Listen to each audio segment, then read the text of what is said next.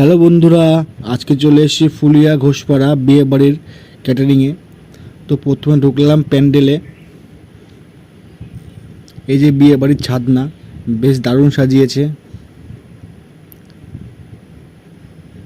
এই যে এখানে বউ বসবে। তো দেরি না করে চলে গেলাম প্যান্ডেলের ভিতরে। এদিকে ছোটকা দাদা এদিকে টেবিল আর চেয়ার পাচ্ছে, তো আমার হাতে হাতে কাজ করলাম। করার পরে আমি চলে গেলাম ভাড়ার ঘরে। ভাড়ার ঘরটা বেশ বড়। আজকে সব খাবার তুলে সব রাখা আছে এই সাইডে। তো এদিকে লবণদানিতে লবণ ভরা হচ্ছে, এদিকে বাপন ভাই কাতলা মাছ তুলছে টেতে। যেহেতু 800 লোকের আয়োজন, এদিকে পাতা হজমা সব রেডি করা যাচ্ছে আগে থেকেই।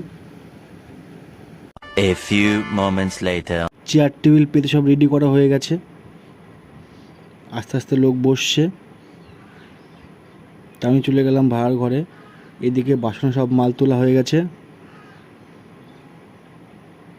ভাড়াঘর সামলাচ্ছে বাপন আর বাপ্পাদা। চানা মশলা এখানে ঢাকা আছে খাবার।